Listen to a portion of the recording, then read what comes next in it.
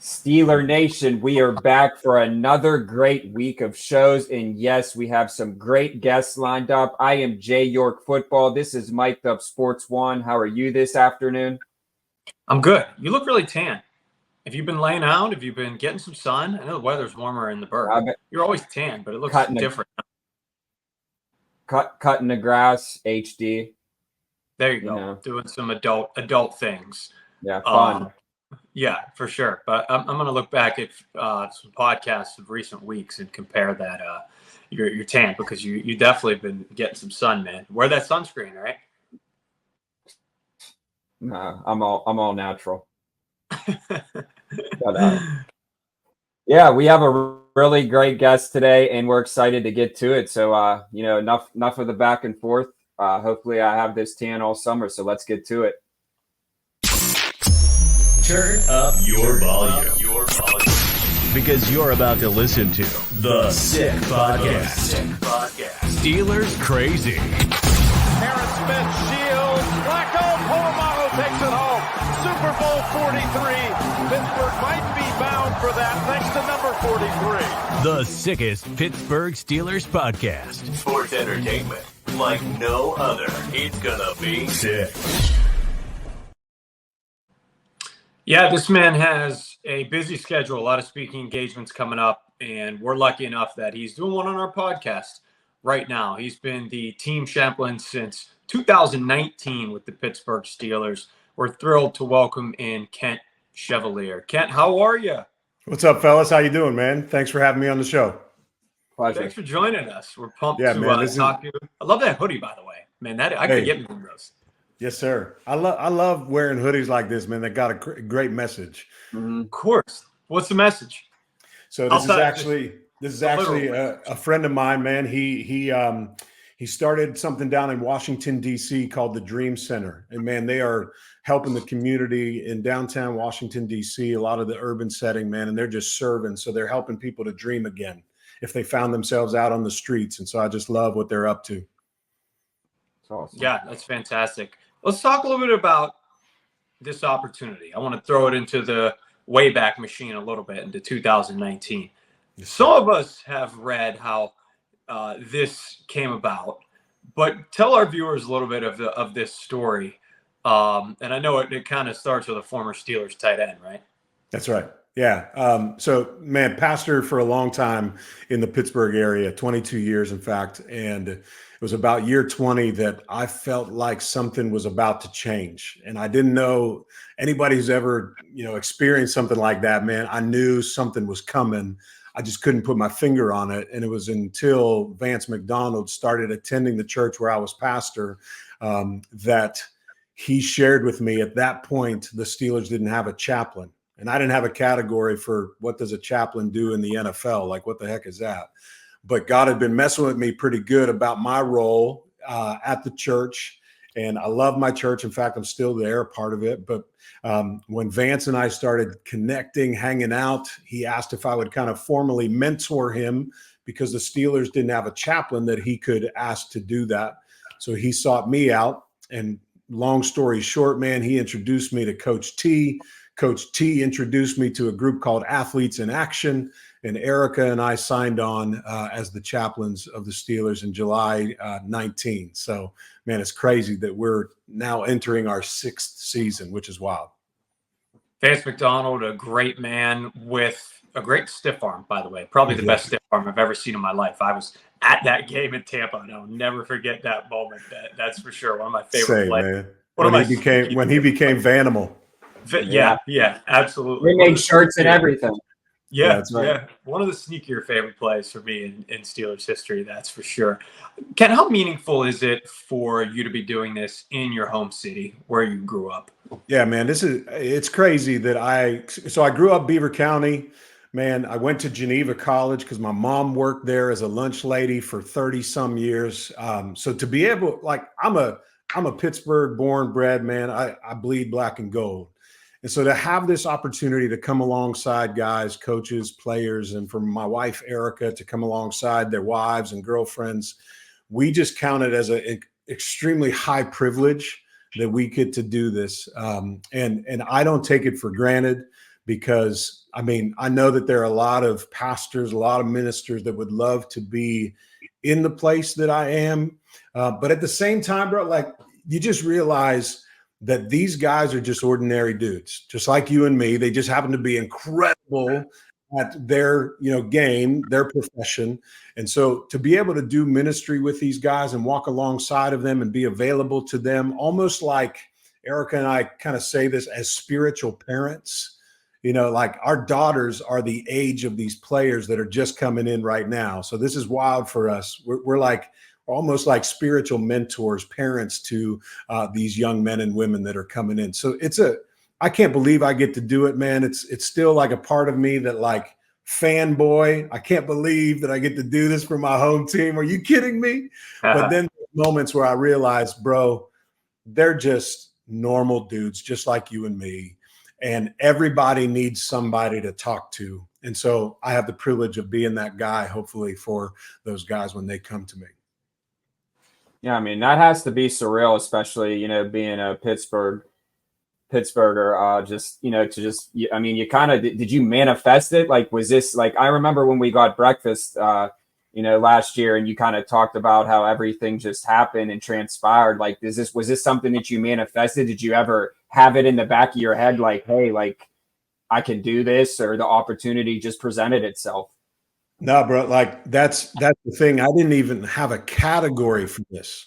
Didn't even know it existed. Right. And so like when I think chaplain, don't you think like military, hospital, like that makes sense. But then when I heard about the Steelers don't have a chaplain, and something jumped inside of me going like, what does a chaplain do in the NFL? Like, and now obviously I get the role, and Coach T laid out the vision for what he wanted for the chaplaincy, a part of the Steelers. And so I loved everything that he was saying in that meeting where I was he was vetting me, he was interviewing me for the position. And I just loved his first statement to us was, I'm looking for a local Pittsburgh couple who can pastor this team. And I was like, bro, this is unbelievable that I get to do this. So yeah, I didn't manifest because I didn't even know what the heck this position was until Coach T kind of laid out the vision for it. That's amazing. Yeah. How is the role grown, like your relationship with the players and the staff? Just kind of talk about that, because we talked about it off air a little bit. Shout out to our guy Ed Thompson for getting all those pictures. You meet at the center of the Steeler logo, whatever, away game, same thing. It doesn't matter what team, at the end of the day, on the field, we're rivals, but we're all human, like you said. So just kind of talk about how your relationship with the players and staff has grown in the 6 years you've been there.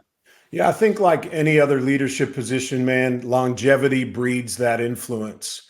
And so trust is huge in the NFL. Trust is huge anywhere, but everybody wants something from these guys, whether it be an autograph, a handout, you name it. Somebody wants something from them. So our approach has been for 5 seasons, bro, we don't need anything from you. We don't want anything from you. We're here to serve you and come alongside of you. And so I didn't even have a category getting into this, but basically what we like to describe it as, we just have the ministry of availability. Like we're available to the coaches, to the players, to the front office. We're available to you, but we're not like, if you know Erica and me, man, we are Jesus people. And at the same time, we are not Bible thumpers, if that makes sense. Like if chapel, I'm the same way. Yeah. If Bible study's not your thing, if chapel's not your thing, like if you don't want to come to the couples group that these are the services that we offer. If you don't want to be a part of that, no skin off my nose, man. I'm just here to love on you, be an alongsider. I grew up Pittsburgh my whole life. So dude, I can tell you things in the city that you probably don't know. And I'm not going to be offended if you don't want anything to do with me because of the position that I hold as chaplain. But man, the ministry has grown, if I can put it that way, simply because I think people are beginning to understand, like Erica and I don't have any agenda other than we're here to serve you and be available to you. And so I think over the years it's grown because people really realize that they can actually trust that about us. And if you go to some of those players that we've been walking alongside for all those 5 seasons, they would tell you, yeah, they've never asked for a thing, man. Like, they're legit want to serve us. And I have nothing to do. This is the funny thing in the NFL. Everybody thinks that everybody is going to be talking to somehow the coaches and all this stuff. Dude, I am a confidential guy. If you share something with me, it has nothing to do with getting to coaches and all that. I have nothing to do with the X's and O's. I have everything to do with the spiritual side of your performance. And we talk about being a total athlete. Man, these guys mentally and physically, they're all over it. And so many different services are provided by the Steelers for the mental and the physical aspect of the game. What I love about him is he rounds out that total athlete by saying, hey, don't ignore the spiritual side of who you are, because all of us have that. And we need to be paying attention to that spiritual inside, because the inside will impact the performance on the field, performance in the, bring it to us. It'll impact our families. If we aren't true to who we are on the inside, man, it will impact who we are on the outside. So I love that Coach T allows Erica and me to be around, to be available to these guys if they want to take advantage of those services that we provide.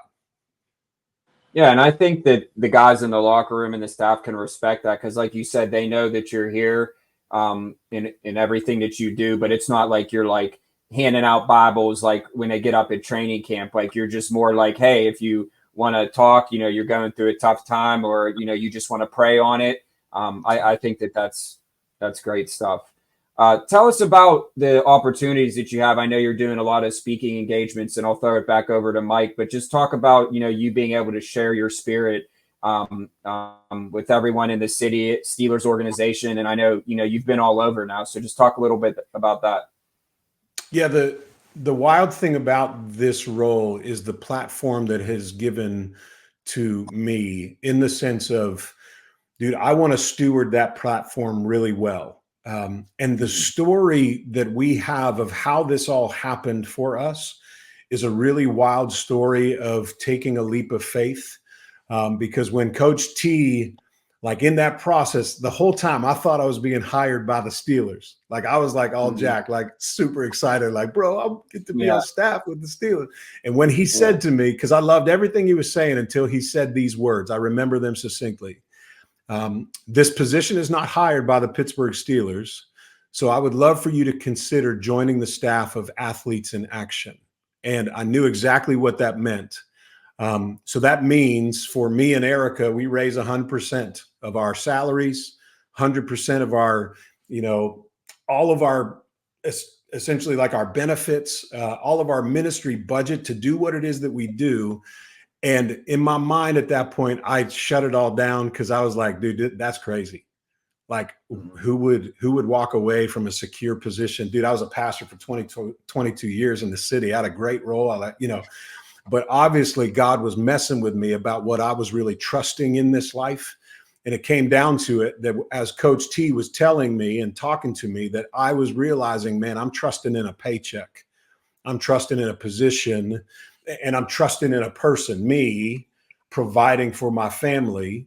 And so I now, because we made the jump in unity, Erica and I decided together that we would put our feet in our family where our faith has been all these years, to trust God with everything. We took the leap of faith. And so what I've been traveling and speaking on is that story. And dude, it's crazy of the ways that God had to convince me to do this, because in my mind, I mean, who in their right mind would make that leap to become a full-time missionary and, in essence, to do something like this, when I got 3 daughters, I got college tuitions, I got 3 weddings to financially prepare for. So what I do now is kind of travel and tell that story and try to inspire people to embrace that fear of the unknown and to jump into their God-given purpose, because it's much better. Purpose is much better than a paycheck. And so that's what I have a passion to inspire people to do. And the fact is that Erica and I are still living that every day of our lives. We've jumped and we're still kind of like mid-jump, like, let's go, you know? Yeah. So. Yeah. And that really speaks to me, you know, as well. I just think, and I think Mike can attest to that as well. You really have to find something that you're passionate about and that you like. I think being happy with what you do is the number one thing. And I'm glad that you found it, especially with your hometown team. It's honestly like, it's surreal. I even just like from the outside looking in, just everything that you're doing and knowing your story. I mean, it just makes me want to root for you even more. So, well, thanks, man. We love it. Yeah, for sure. I just have one more question. We're hanging out with Kent Chevalier, team chaplain of the Pittsburgh Steelers over here. And we briefly talked off air about Russell Wilson. Obviously, don't want to talk about any X's and O's or anything like that. And you guys have a lot of great leaders and men of faith on your team. But I think anybody that has followed Wilson's career or his, personality is quite familiar that he's a great man of faith. So how is it?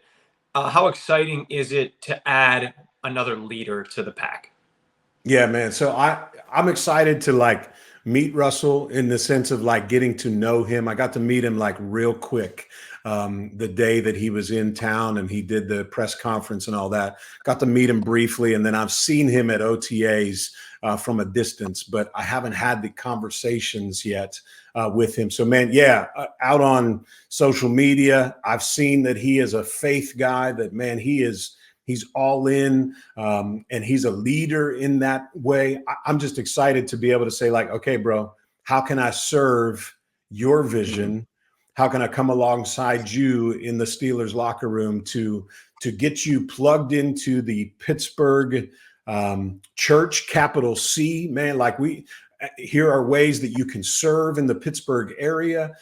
So, man, I'm excited to watch how Russell connects with the other guys of faith here at the Steelers. You know, just this past offseason, well, just a few weeks ago, Fitzpatrick won the Bart Starr Award, which speaks to faith and integrity on and off the field.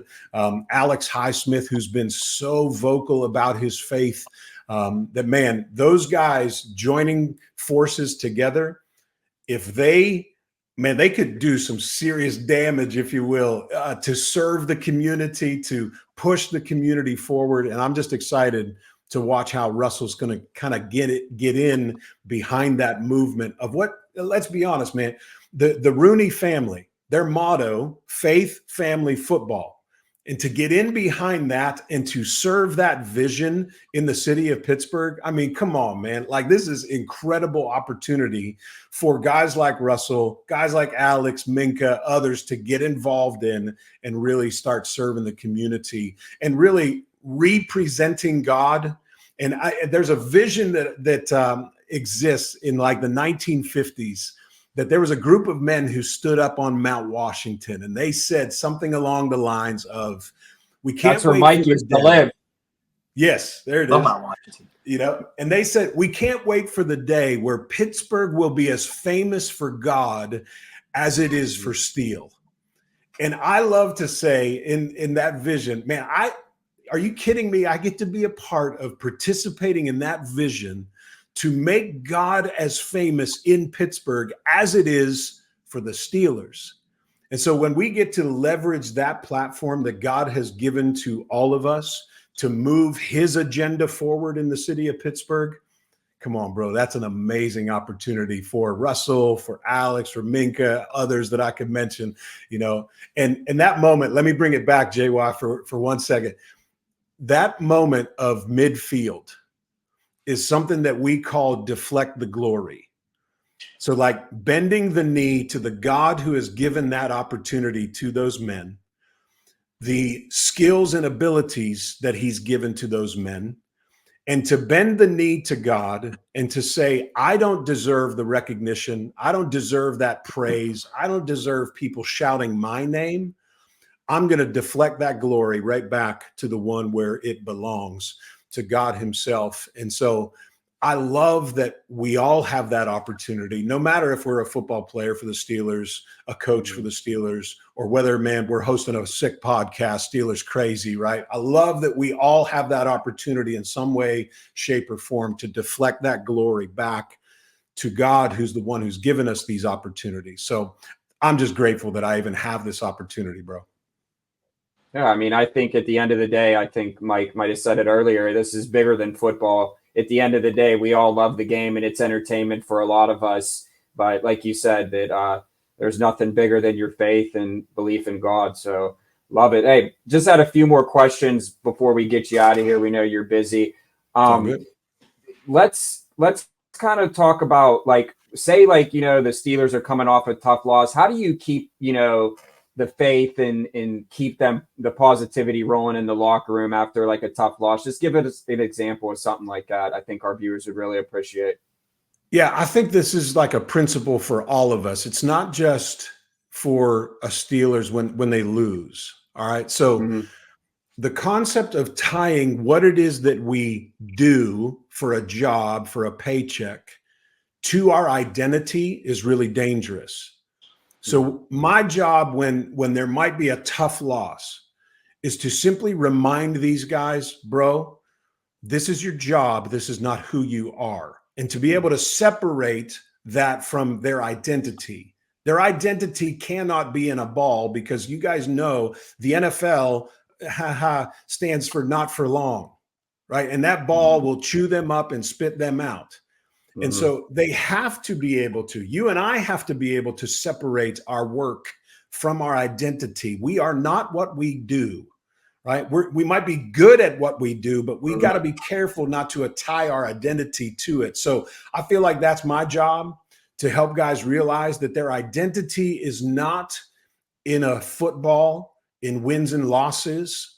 Their identity is in who God created them to be, sons, fathers, man, and to be the best version of that guy, to be the best version of yourself that God created you to be.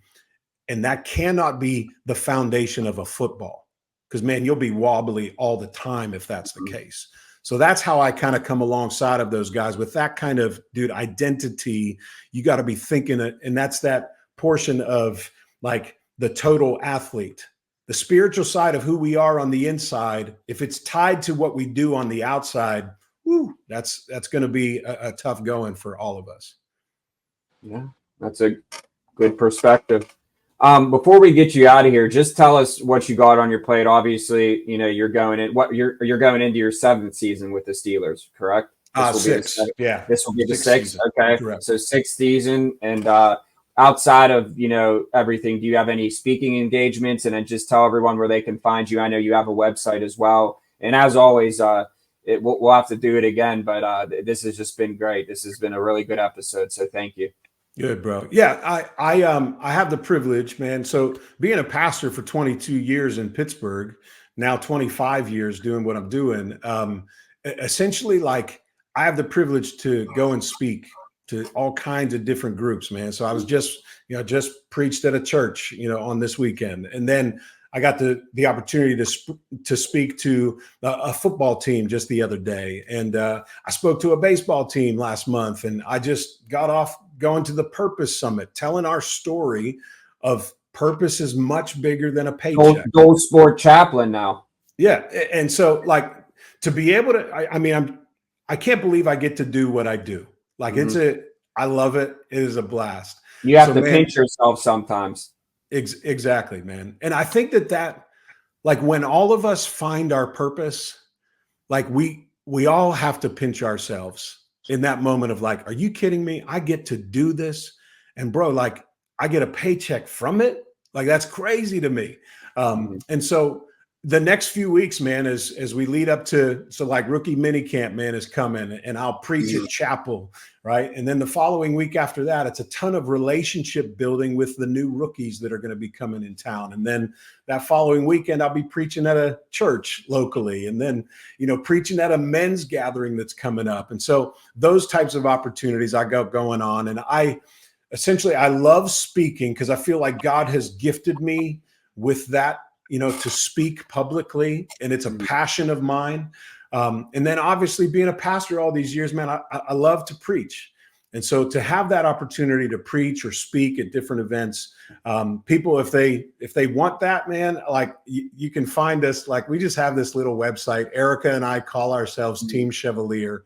So teamchevalier.com. There's a little, bit about us on there, how we grew up around Pittsburgh. She's from Pittsburgh as well. How we met, all that fun stuff. But then if people are interested in like having us come and talk and kind of present our story, there's a way that they can do that on there. And, I can't believe I get to do what I do, basically. Well, that's great. Well, we really appreciate your time, and I can't wait to see all the great stuff that you do. And I know that the whole Steelers locker room is in good hands, and just keep doing what you do, because the world needs more people like you. And it's been a pleasure to have you on our podcast and to call you a friend. Thanks, Love Ken. it, man. Thanks, bro. Great to meet you guys and hang. And Jordan, we'll grab breakfast again, man. All right. Yep. Sounds good. I might have to take a nap. Those pancakes, they were good. Dude, shout out to Central Diner, man. The greatest breakfast spot in town, bro. You got it. Hey, Kent, it's been great. Talk to you soon. All right, man. Catch you later. Yeah. Just, again, it just goes back to it's bigger than football, and just everything that he said. I mean, these guys, at the end of the day, they, after a tough loss, they have a bad game, a fumble. He's the guy that they could go and lean on, and, and you need someone like that. At the end of the day, they're all human.